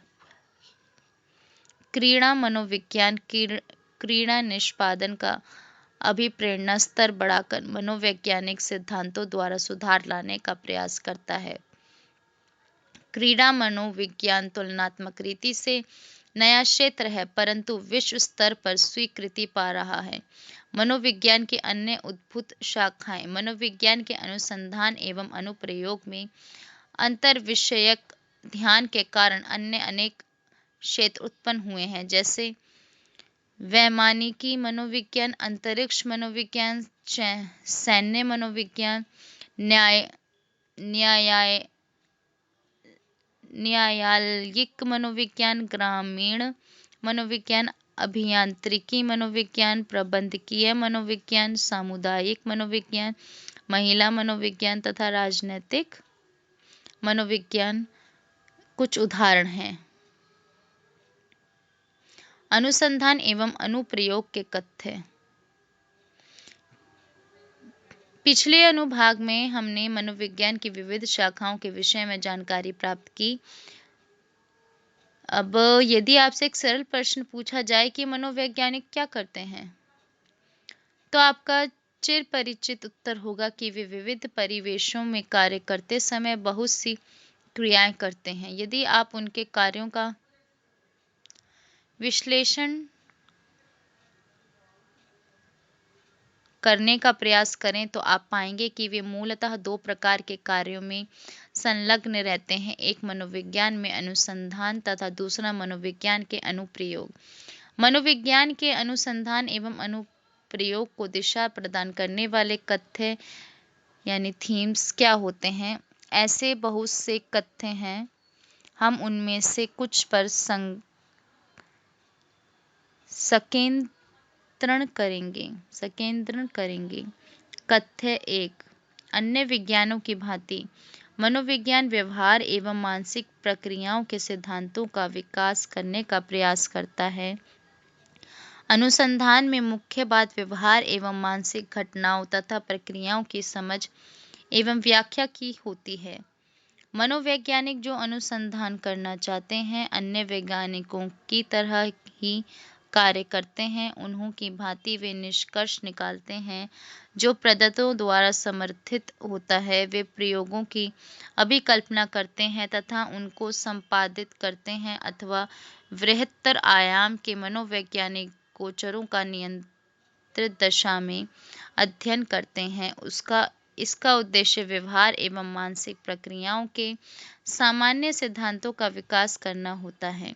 ऐसे अध्ययनों के आधार पर लिए गए निष्कर्ष चूंकि सभी के ऊपर लागू होते हैं, इसलिए सार्वभौमिक होते हैं।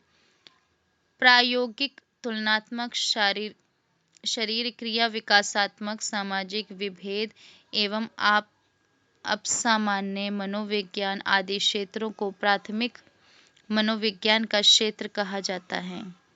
इन क्षेत्रों में अनुसंधान की विषय वस्तु एक दूसरे से भिन्न होती हैं। उदाहरण के लिए प्रायोगिक मनोवैज्ञानिक प्रत्याशरण, अधिगम, स्मृति, चिंतन एवं अभिप्रेरणा आदि प्रक्रियाओं का प्रयोगात्मक विधि द्वारा अध्ययन करते हैं, जबकि शरीर क्रिया मनोवैज्ञानिक इन व्यवहारों के शरीर क्रियात्मक आधारों का परीक्षण करने का प्रयास करते हैं। विकासात्मक मनोवैज्ञानिक मानव जीवन के प्रारंभ से लेकर अंत तक के व्यवहार में गुणात्मक एवं मात्रात्मक परिवर्तनों का अध्ययन करते हैं, जबकि सामाजिक मनोवैज्ञानिक सामाजिक संदर्भों में लोगों के व्यवहार एवं अनुभव के अध्ययन पर ध्यान केंद्रित करते हैं। तथ्य 2, मानव व्यवहार व्यक्तियों एवं वातावरण के लक्षणों का एक प्रक्रिया है। कर्ट लेविन ने सर्वप्रथम प्रसिद्ध समीकरण B=FPE का प्रतिपादन किया था, जो यह बताता है कि व्यवहार व्यक्ति एवं उसके वातावरण का उत्पाद है। यह समीकरण साधारण ढंग से यह बताता है कि लोगों के व्यवहार में जो अंतर हम पाते हैं, वह बड़ी सीमा तक इस तथ्य के कारण पाते हैं कि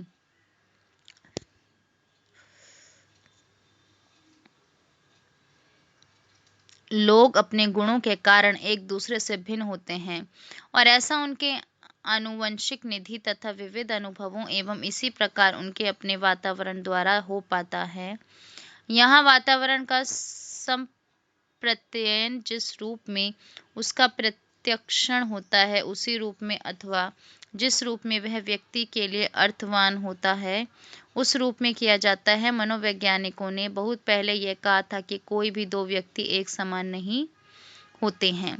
यदि उनके मनोवैज्ञानिक गुणों को देखा जाए तो वे बुद्धि, अभिरुचि, मूल्य, अभिक्षमता तथा अन्य बहुत से व्यक्तित्व संबंधी कारकों के आधार पर एक दूसरे से भिन्न होते हैं। वास्तव में मनोवैज्ञानिक परीक्षणों का निर्माण इन्हीं भिन्नताओं के मापन के लिए किया गया था। एक विद्याशाखा जिसे भी विभेद मनोविज्ञान कहा जाता है, जो 19वीं सदी के अंतिम समय एवं 20वीं सदी के आरंभ में प्रारंभ हुई, व्यक्तित्व विभेद पर बल देती है। इसकी बहुत सी बातें व्यक्तित्व मनोविज्ञान के रूप में आज भी दिखाई देती हैं।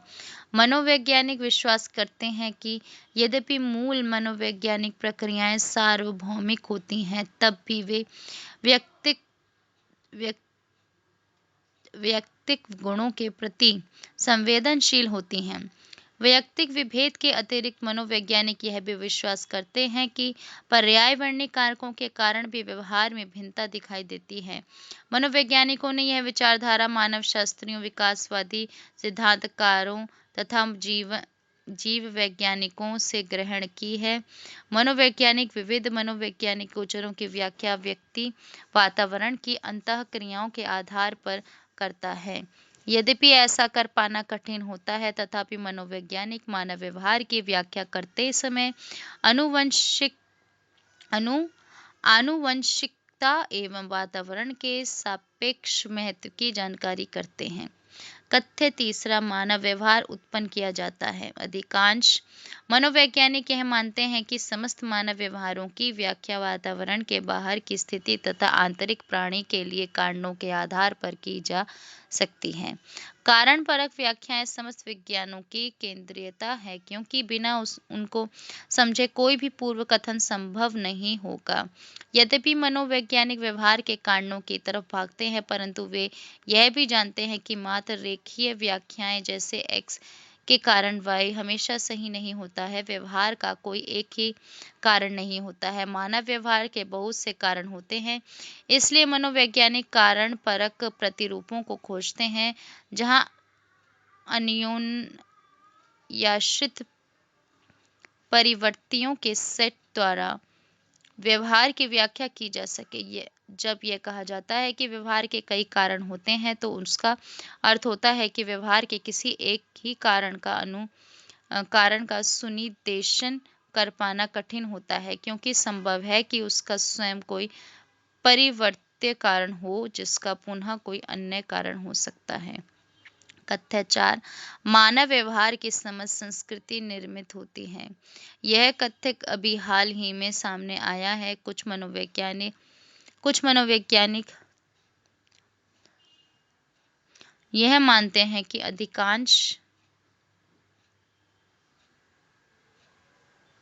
अधिकांश मनोवैज्ञानिक सिद्धांत एवं प्रतिरूप स्वभाव से यूरो अमेरिकन है, इसलिए व्यवहार को दूसरी सांस्कृतिक स्थितियों में समझने में सहायता नहीं करते हैं।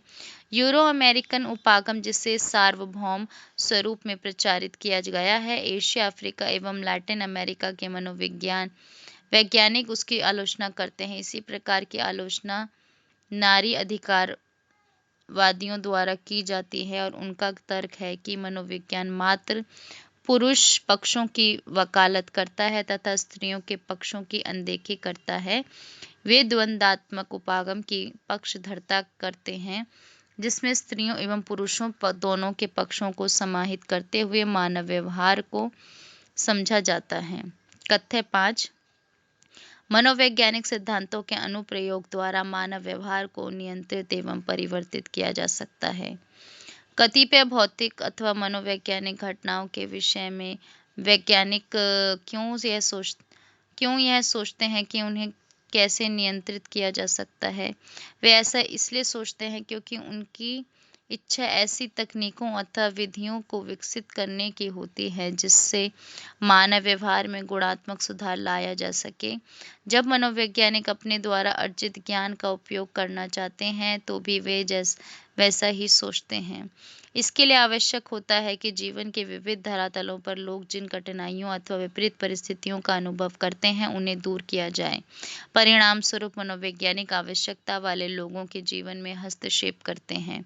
एक और मनोवैज्ञानिकों की यह अनुप्रयुक्त भूमिका विषय मनोविज्ञान को सामान्य लोगों के निकट लाती है, तुलना में अन्य सामाजिक विज्ञान के विषयों के तथा उसके सिद्धांतों की व्यवहारिकता की सीमा की जानकारी प्राप्त करता है। दूसरी तरफ अपने आप में मनोविज्ञान को एक विषय के रूप में प्रसिद्धि दिलाने में यह भूमिका बहुत सहायक रही है। इसलिए मनोविज्ञान की अनेक शाखाएं उत्पन्न हुई हैं जो औद्योगिक एवं संगठनात्मक स्थितियों, नैदानिक सेवाओं, शिक्षा, पर्यावरण, स्वास्थ्य, सामुदायिक विकास तथा अन्य से जुड़ी समस्याओं की जानकारी करने एवं उनका निदान खोजने की पहल करती हैं। औद्योगिक मनोविज्ञान, संगठनात्मक मनोविज्ञान, नैदानिक मनोविज्ञान, शैक्षिक मनोविज्ञान, अभियांत्रिकी मनोविज्ञान तथा क्रीड़ा मनोविज्ञान कुछ ऐसे क्षेत्र हैं जिनमें मनोवैज्ञानिक व्यक्तियों, समूहों अथवा संस्थाओं को अपनी सेवाएं प्रदान कर रहे हैं। मूल बनाम अनुप्रयुक्त मनोविज्ञान। यह ध्यातव्य है कि अनेक क्षेत्र जिन्हें मूल एवं अनुप्रयुक्त मनोविज्ञान शीर्षक में रखा गया है, उनके द्वारा अध्ययन किए जाने वाले विषय एवं वृहत्तर सरोकारों के आधार पर उनकी पहचान की जाती है। मनोविज्ञान के अनुसंधान एवं अनुप्रयोग में कोई स्पष्ट भेद नहीं होता है। उदाहरण के लिए, मूल मनोविज्ञान हमें वह सिद्धांत एवं नियम प्रदान करता है जो मनोविज्ञान के अनुप्रयोग के आधार बनते हैं और अनुप्रयुक्त मनोविज्ञान हमें वे संदर्भ देता है जिनमें अनुसंधान से प्राप्त सिद्धांतों एवं नियमों को सार्थक ढंग से प्रयोग में लाया जा सकता है। दूसरी ओर, अनुसंधान मनोविज्ञान के उन क्षेत्रों का भी मूल भाग होता है जो अनुप्रयोग श्रेणी में आते हैं अथवा इन्हीं के द्वारा जाने जाते हैं। विभिन्न क्षेत्रों में मनोविज्ञान की लगातार होती मांग के कारण बहुत से क्षेत्र जो पिछले दशकों में अनुसंधान केंद्रित माने जाते थे, वे भी धीरे धीरे अनुप्रयोग केंद्रित होने लगे हैं। नई उभरती विद्या शाखाएं जैसे अनुप्रयुक्त प्रायोगिक मनोविज्ञान, अनुप्रयुक्त सामाजिक मनोविज्ञान तथा अनुप्रयुक्त विकासात्मक मनोविज्ञान यह बतलाते हैं कि वास्तव में सभी मनोविज्ञान अनुप्रयोग का विभव रखते हैं तथा स्वभाव से अनुप्रयुक्त होते हैं। इसलिए मनोविज्ञान के अनुसंधान एवं अनुप्रयोग में कोई मौलिक अंतर नहीं होता है। ये क्रियाएं बहुत अधिक अंतर संबंधित होती हैं तथा एक दूसरे को बलित करने वाली होती हैं। इनकी एक दूसरे से पारस्परिक अंतःक्रियाओं तथा बृहत्तर प्रभाव इतने विशिष्ट हो गए हैं कि वर्तमान में अनेक शाखाएं उत्पन्न हो गई हैं जो अपनी विषय वस्तु पर विशिष्ट बल देती हैं। इस प्रकार पारिस्थितिक पारिस्थितिक मनोविज्ञान, पर्यावरणीय मनोविज्ञान, अंतः सांस्कृतिक मनोविज्ञान, जैविक मनोविज्ञान, अंतरिक्ष मनोविज्ञान, संज्ञानात्मक मनोविज्ञान आदि कुछ महत्वपूर्ण नाम हैं। ये अनुसंधान तथा अनुप्रयोग के नए एवं सीमांत क्षेत्र हैं जो उसके पूर्व मनोविज्ञान के दूसरे क्षेत्रों से संबद्ध थे। पूर्व की तुलना में अनुसंधानकर्ताओं को इन नए विकास के क्षेत्रों में विशिष्ट अनुसंधान कौशल एवं प्रशिक्षण की आवश्यकता होती है। मनोविज्ञान एवं अन्य विद्या शाखाएं।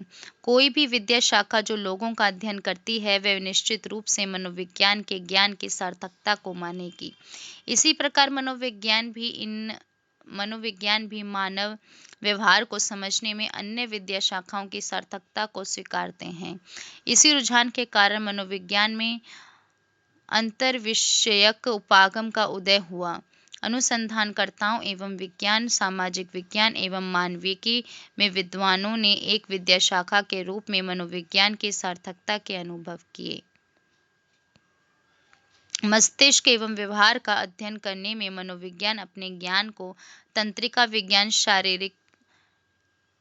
शरीर क्रिया विज्ञान, जीव विज्ञान, आयुर्विज्ञान तथा कंप्यूटर विज्ञान के साथ बांटता है।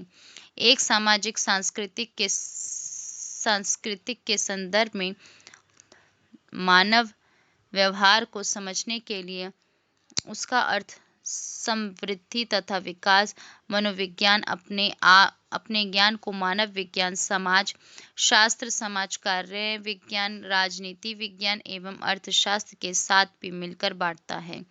साहित्यिक पुस्तकों, संगीत एवं नाटक के निर्माण में निहित मानसिक क्रियाओं का अध्ययन करने में मनोविज्ञान अपना ज्ञान साहित्य, कला एवं संगीत के साथ बांटता है। कुछ प्रमुख विद्या शाखाएं जो मनोविज्ञान से जुड़ी हैं उनकी चर्चा करते हैं। पहला, दर्शन शास्त्र। 19वीं सदी के अंत तक कुछ चीजें जो समसामयिक मनोविज्ञान से संबंधित हैं, जैसे मन का स्वरूप क्या है अथवा मनुष्य अपनी अभिप्रेरणाओं एवं संवेगों के विषय में कैसे जानता है, वे बातें दार्शनिकों की रुचि की थीं। 19वीं सदी में आगे चलकर वुंट एवं अन्य मनोवैज्ञानिकों ने इन प्रश्नों के लिए प्रायोगिक उपागम का उपयोग किया तथा समसामयिक मनोविज्ञान का उदय हुआ। विज्ञान के रूप में मनोविज्ञान के उदय के बाद भी यह दर्शन शास्त्र से बहुत कुछ लेता है, विशेषकर ज्ञान की विधि तथा मानव स्वभाव के विविध क्षेत्रों से संबंधित बातें। दूसरा, आयुर्विज्ञान। चिकित्सकों ने यह मान लिया है कि यह उक्ति स्वस्थ शरीर के लिए स्वस्थ मन की आवश्यकता होती है वास्तव में सही है। बहुत से चिकित्सालय आज मनोवैज्ञानिक नियुक्त करते हैं। लोगों को स्वास्थ्य के लिए हानिकारक व्यवहारों से दूर रखने में मनोवैज्ञानिकों की भूमिका एवं चिकित्सकों की अन्वय के प्रति संसक्ति कुछ ऐसे क्षेत्र हैं जहां दोनों विद्या शाखाएं साथ साथ कार्य करती हैं। कैंसर से पीड़ित रोगियों का उपचार करते समय, एड्स, शारीरिक चुनौतियों से जूझते लोगों अथवा गहन चिकित्सा इकाई में भर्ती रोगियों की देखभाल तथा शल्य चिकित्सा के पश्चात रोगियों का ध्यान रखना आदि ऐसे क्षेत्र हैं जहां चिकित्सकों ने मनोवैज्ञानिकों की आवश्यकता का अनुभव किया है। एक सफल चिकित्सक रोगियों के शारीरिक एवं मनोवैज्ञानिक कल्याण का ध्यान रखता है। अर्थशास्त्र, राजनीति विज्ञान एवं समाजशास्त्र। सहभागी सामाजिक विज्ञान विद्या शाखाओं के रूप में इन तीनों ने मनोविज्ञान से बहुत कुछ प्राप्त किया है तथा उसको भी समृद्ध किया है। मनोविज्ञान के आर्थिक व्यवहारों के सूक्ष्म स्तरों के अध्ययन, विशेष रूप से उपभोक्ताओं के व्यवहारों को समझने में तथा बचत व्यवहारों एवं निर्णय की कला में बड़ा योगदान किया है। अमेरिका के अर्थशास्त्रियों ने उपभोक्ताओं की भावुकताओं के प्रदत्तों के आधार पर आर्थिक विकास का पूर्व कथन किया है। एच. Simon D. कहनेमन एवं टी शेलिंग जैसे 3 विद्वानों को ऐसी ही समस्याओं पर कार्य करने के कारण अर्थशास्त्र में नोबेल पुरस्कार प्राप्त हुए हैं। अर्थशास्त्र की तरह राजनीति विज्ञान भी मनोविज्ञान से बहुत कुछ ग्रहण करता है, विशेष रूप से शक्ति एवं प्रभुत्व के उपयोग, राजनीतिक द्वंद्व के स्वरूप एवं उनके समाधान तथा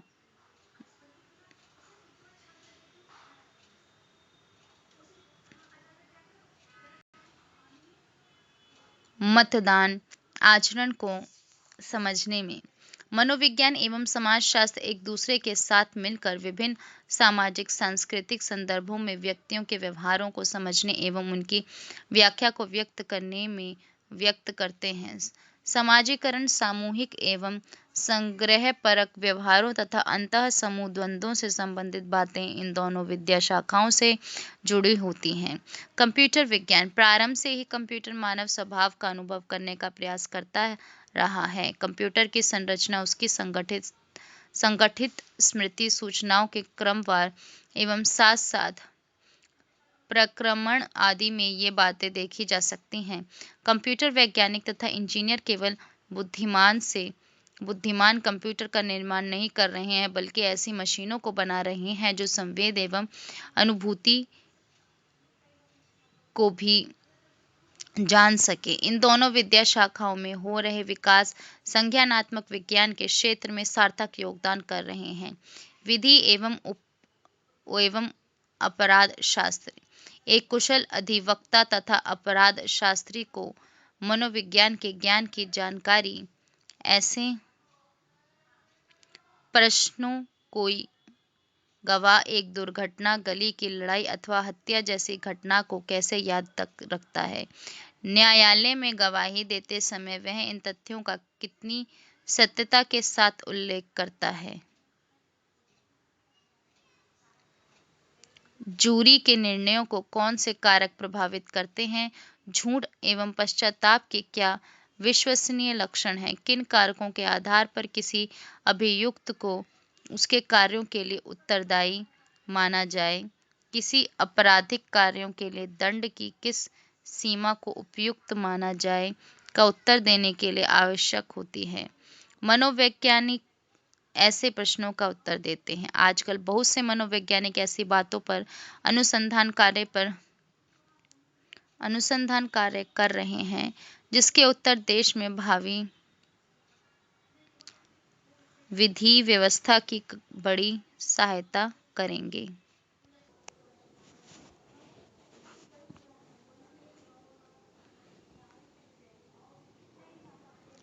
जनसंचार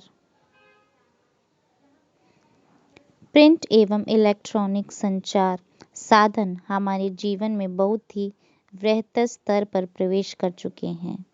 वे हमारे चिंतन, अभिवृत्तियों एवं संवेगों को बहुत बड़ी सीमा तक प्रभावित कर रहे हैं। यदि वे हमें निकट लाए हैं तो साथ ही साथ सांस्कृतिक असमानताएं भी कम किए हैं। बच्चों के अभिवृत्ति, निर्माण एवं व्यवहार में संचार साधनों का प्रभाव ऐसा क्षेत्र है जो दोनों विद्याओं को साथ रखता है।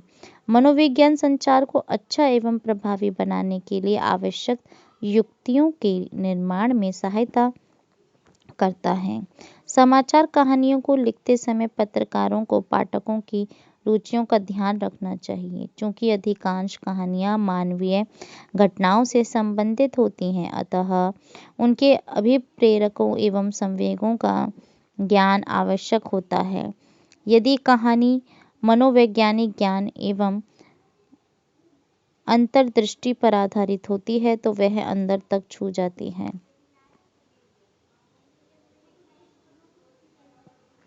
संगीत एवं ललित कला। संगीत एवं मनोविज्ञान का कई क्षेत्रों में मिलन हुआ है। मनोवैज्ञानिकों ने संगीत के उपयोग से कार्य निष्पादन स्तर बढ़ाने का कार्य किया है। संगीत एवं संवेग एक और क्षेत्र है जिसमें अनेक अध्ययन किए गए हैं। भारतवर्ष में संगीतज्ञों ने वर्तमान में एक प्रयोग करना प्रारंभ किया है जिसे संगीत चिकित्सा म्यूजिक थेरेपी कहते हैं।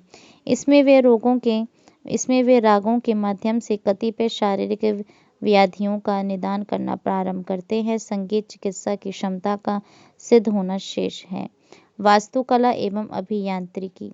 प्रथम दृष्टि में मनोविज्ञान वास्तुकला एवं अभियांत्रिकी के मध्य संबंध ठीक नहीं लगेगा, परंतु ऐसी बात नहीं है।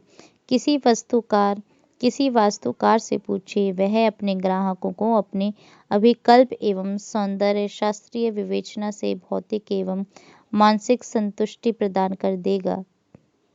सुरक्षा की योजना बनाते समय अभियंताओं को उदाहरण के लिए गलियों एवं राजमार्ग के विषय में मानवीय आदतों का ध्यान रखना चाहिए।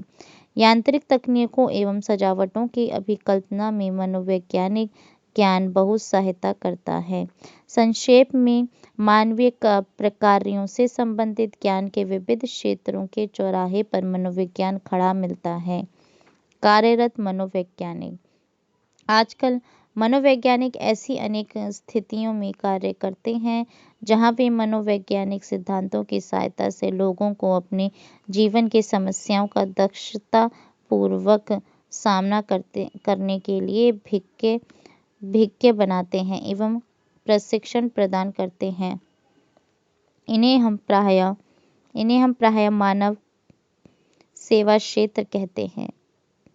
इनमें नैदानिक, उपबोधन, सामुदायिक विद्यालय तथा संगठनात्मक मनोविज्ञान आते हैं। नैदानिक मनोवैज्ञानिक व्यावहारिक समस्याओं वाले रोगियों की सहायता करने की विशिष्टता रखते हैं। वे अनेक मानसिक व्यतिक्रमों तथा दुश्चिंता,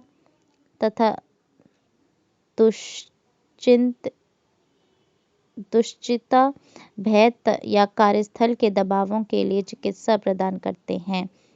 वे या तो प्राइवेट प्रैक्टिस करते हैं अथवा चिकित्सालयों, मानसिक संस्थानों अथवा सामाजिक संगठनों के साथ कार्य करते हैं। रोगियों की समस्याओं को जानने के लिए वे साक्षात्कार करते हैं एवं मनोवैज्ञानिक परीक्षण देते हैं तथा उनके उपचार एवं पुनर्वास के लिए मनोवैज्ञानिक विधियों का उपयोग करते हैं। नौकरी पाने के अवसर ने नैदानिक मनोविज्ञान के क्षेत्र में लोगों को अधिक आकर्षित किया है।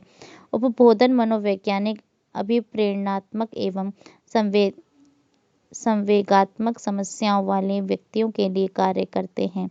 इनके रोगियों की समस्या नैदानिक मनोवैज्ञानिकों की तुलना में कम घातक होती है। एक उपबोधन मनोवैज्ञानिक व्यावसायिक पुनर्वास कार्यक्रमों अथवा व्यावसायिक चयन में सहायता करने अथवा जीवन की नई एवं जटिल परिस्थितियों में समायोजन के लिए कार्य करता है। उपबोधन मनोवैज्ञानिक पब्लिक एजेंसियों जैसे मानसिक स्वास्थ्य केंद्र, चिकित्सालय, विद्यालय, महाविद्यालय एवं विश्वविद्यालय के लिए कार्य करते हैं। सामुदायिक मनोवैज्ञानिक प्रायः सामुदायिक मानसिक स्वास्थ्य पर अधिक ध्यान देते हैं। वे मानसिक स्वास्थ्य एजेंसियों, प्राइवेट संगठनों तथा राज्य सरकारों के लिए कार्य करते हैं। वे समुदाय एवं उनके संस्थानों की शारीरिक एवं मानसिक स्वास्थ्य समस्याओं के संबंध में सहायता करते हैं। ग्रामीण परिवेश में वे मानसिक स्वास्थ्य केंद्र की स्थापना कर सकते हैं। शहरी परिवेश में वे औषधि पुनर्वास कार्यक्रम की रूपरेखा तैयार कर सकते हैं। अनेक सामुदायिक मनोवैज्ञानिक कुछ विशिष्ट समष्टियों पर कार्य करते हैं, जैसे वयोवृद्ध अथवा शारीरिक अथवा मानसिक रूप से अशक्त लोग। विविध कार्यक्रमों एवं योजनाओं को नई दिशा देने तथा मूल्यांकन करने के अलावा समुदाय आधारित पुनर्वास में सामुदायिक मनोवैज्ञानिकों की अधिक रुचि होती है। विद्यालय मनोवैज्ञानिक शैक्षिक व्यवस्था में कार्य करते हैं तथा उनकी भूमिका उनके प्रशिक्षण स्तर के अनुसार बदलती रहती है। उदाहरण के लिए, कुछ विद्यालय मनोवैज्ञानिक मात्र मनोवैज्ञानिक परीक्षण देते हैं, जबकि कुछ अन्य परीक्षण के परिणामों की व्याख्या करते हैं तथा छात्रों की समस्याओं में उनकी सहायता करते हैं। वे विद्यालय की नीति निर्धारण में भी सहायता करते हैं। वे अभिभावकों, अध्यापकों तथा प्रशासकों के मध्य संवाद बढ़ाते हैं तथा छात्रों की शैक्षिक प्रगति के विषय में अध्यापकों एवं अभिभावकों को सूचना प्रदान करते हैं। संगठनात्मक मनोवैज्ञानिक संगठन में अधिकारियों एवं कर्मचारियों की भूमिका निर्वहन में आने वाली समस्याओं को समझने में अपनी महत्वपूर्ण सहायता प्रदान करते हैं। वे संगठनों में परामर्श की सेवाएं प्रदान करते हैं तथा उनकी दक्षता एवं प्रभावोत्पादकता में वृद्धि करने के लिए कौशल प्रशिक्षण कार्यक्रम आयोजित करते हैं। कुछ संगठनात्मक मनोवैज्ञानिक मानव संसाधन विकास में, जबकि कुछ अन्य संगठनात्मक विकास एवं परिवर्तन प्रबंधन कार्यक्रमों में विशिष्टता अर्जित करते हैं।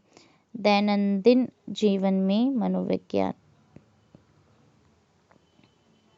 ऊपर की गई चर्चा में स्पष्ट हो चुका है कि मनोविज्ञान मात्र एक विषय के रूप में हमारे मन की उत्सुकताओं को ही नहीं संतुष्ट करता है, बल्कि यह एक ऐसा विषय है जो अनेक प्रकार की समस्याओं का समाधान करता है। ये समस्याएं पूर्णतः व्यक्तिगत, उदाहरण के लिए किसी लड़की का अपने मद्यप पिता से सामना, अथवा किसी माँ का अपने समस्याग्रस्त बच्चे से सामना, अथवा पारिवारिक पृष्ठभूमि में अंतर्ग्रथित, उदाहरण के लिए पारिवारिक सदस्यों में संवाद एवं अंतःक्रिया की कमी, अथवा बड़े समूह या सामुदायिक परिवेश में, उदाहरण के लिए आतंकवादी समूह या सामाजिक रूप से एकांतिक कर दिए गए समुदाय होती हैं, अथवा राष्ट्रीय या अंतर्राष्ट्रीय विमाओं वाली होती हैं।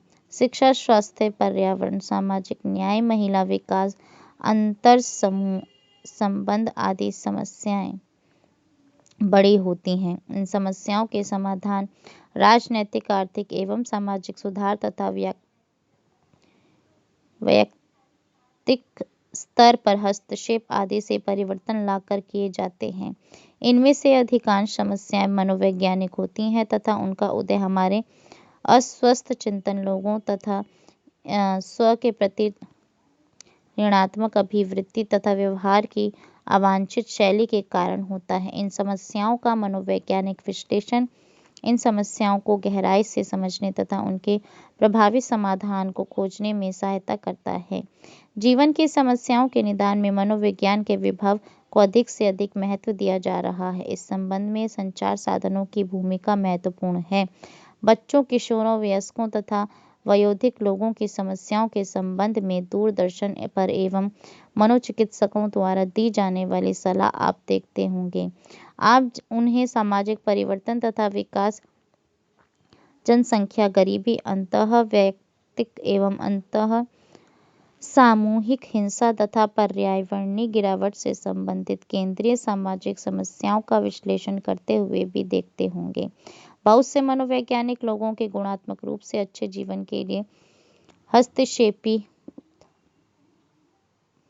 कार्यक्रमों की अभिकल्पना एवं संचालन में भी सक्रिय भूमिका का निर्वहन करते हैं। इसलिए इस बात पर आश्चर्य नहीं करना चाहिए कि मनोवैज्ञानिकों को हम विविध परिस्थितियों में कार्य करते हुए देखते हैं, जैसे विद्यालयों, चिकित्सालयों, उद्योगों, कारागारों, व्यावसायिक संगठनों, सैन्य प्रतिष्ठानों तथा प्राइवेट प्रैक्टिस में परामर्शदाता के रूप में, जहां वे लोगों की अपने क्षेत्र में समस्याओं के समाधान में सहायता करते हैं। दूसरों के लिए समाज सेवा प्रदान करने में सहायता के अतिरिक्त मनोविज्ञान का ज्ञान व्यक्तिगत रूप से आपके दिन प्रतिदिन के जीवन के लिए सार्थक होता है।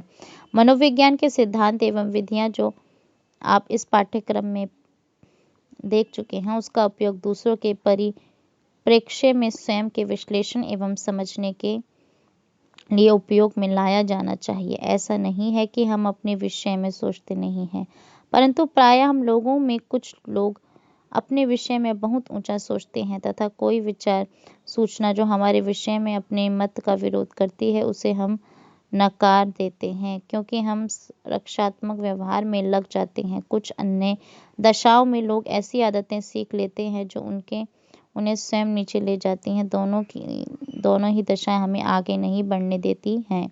हमें अपने विषय में सकारात्मक तथा संतुलित समझ रखनी चाहिए। अपने आपको मनोवैज्ञानिक सिद्धांतों का उपयोग सकारात्मक ढंग से करना चाहिए, जिससे आप अपने अधिगम एवं स्मृति में सुधार के लिए अध्ययन की अच्छी आदतें विकसित कर सके तथा व्यक्तिगत एवं अंतर्वैयक्तिक प्राकृतिक समस्याओं का निर्णय लेने की उपयुक्त उक्तियों द्वारा समाधान कर सकें। इसको आप परीक्षा के दबाव को भी कम अथवा समाप्त करने में सहायक पाएंगे। इस प्रकार मनोविज्ञान का ज्ञान हमारे दिन प्रतिदिन के जीवन में बहुत उपयोगी है तथा व्यक्तिगत एवं सामाजिक दृष्टि से भी लाभप्रद है। अब हम सारांश देखते हैं जो इस पाठ में हमने पढ़ा। मनोविज्ञान आधुनिक विद्या शाखा है जो मानसिक प्रक्रियाओं, अनुभवों तथा लोगों के व्यवहारों की जटिलताओं को विविध संदर्भों में समझने का लक्ष्य रखती है। इसे प्राकृतिक विज्ञान एवं सामाजिक विज्ञान दोनों माना जाता है। मनोवैज्ञानिक विचारधाराओं के प्रमुख संप्रदाय संरचनावाद, कार्यवाद, व्यवहारवाद, गेस्टाल्ट स्कूल मनोविश्लेषण, मानवतावादी मनोविज्ञान तथा संज्ञानात्मक मनोविज्ञान है। समसामयिक मनोविज्ञान बहुआयामी है क्योंकि इसको बहुत से उपगमों अथवा बहुविध विचारों द्वारा जाना जाता है जो विभिन्न स्तरों पर व्यवहार की व्याख्या करता है। ये उपागम पारस्परिक रूप से एक दूसरे से अलग नहीं होते हैं। प्रत्येक उपागम मानव प्रक्रिया की जटिलताओं में महत्वपूर्ण अंतर्दृष्टि प्रदान करते हैं। मनोवैज्ञानिक प्रकारों के लिए संज्ञानात्मक उपागम चिंतन प्रक्रियाओं को केंद्रीय महत्व का मानता है। मानवतावादी उपागम के अनुसार मानव प्रक्रिया विकसित होने की इच्छा, उत्पादन करने की इच्छा एवं मानव क्षमताओं को पूर्ण करने की इच्छा से संचालित होता है। आज मनोवैज्ञानिक बहुत से विशिष्ट क्षेत्रों में कार्य करते हैं जिनके अपने सिद्धांत एवं विधियां होती हैं। वे सिद्धांत के निर्माण का प्रयास तथा क्षेत्र विशेष की समस्याओं के समाधान का प्रयास करते हैं। मनोविज्ञान के कुछ प्रमुख क्षेत्र हैं: संज्ञानात्मक मनोविज्ञान, जैविक मनोविज्ञान, स्वास्थ्य मनोविज्ञान, विकासात्मक मनोविज्ञान, सामाजिक मनोविज्ञान, शैक्षिक एवं विद्यालय मनोविज्ञान, नैदानिक एवं उद्बोधन मनोविज्ञान, पर्यावरणीय मनोविज्ञान, औद्योगिक संगठनात्मक मनोविज्ञान तथा क्रीड़ा मनोविज्ञान। आजकल वास्तविकता की अच्छी समझ के लिए बहु अंतर विषयक पहल की आवश्यकता अनुभव की जा रही है। इससे विद्या शाखाओं में आपसी सहयोग का उदय हुआ है। मनोविज्ञान की रुचि सामाजिक विज्ञानों में परस्पर रूप से व्याप्त है, जैसे अर्थशास्त्र, राजनीति विज्ञान, समाजशास्त्र, जैव विज्ञानों जैसे तंत्रिका विज्ञान, शरीर क्रियात्मक आयुर्विज्ञान, जनसंचार तथा संगीत एवं ललित कला। ऐसे प्रयासों से फलदायी अनुसंधानों एवं अनुप्रयोगों को बढ़ावा मिला है। मनोविज्ञान मात्र ऐसी विद्या शाखा नहीं है जो केवल मानव व्यवहार के विषय में सैद्धांतिक ज्ञान का विकास करती है, बल्कि विभिन्न स्तरों पर समस्याओं का समाधान करती है। मनोवैज्ञानिक विभिन्न परिस्थितियों में विविध क्रियाओं की सहायता के लिए नियुक्त होते हैं, जैसे विद्यालय, चिकित्सालय, उद्योग, प्रशिक्षण संस्थान, सैन्य एवं सरकारी प्रतिष्ठान। इनमें बहुत से मनोविज्ञान प्राइवेट प्रैक्टिस करते हैं तथा परामर्शदाता होते हैं। धन्यवाद।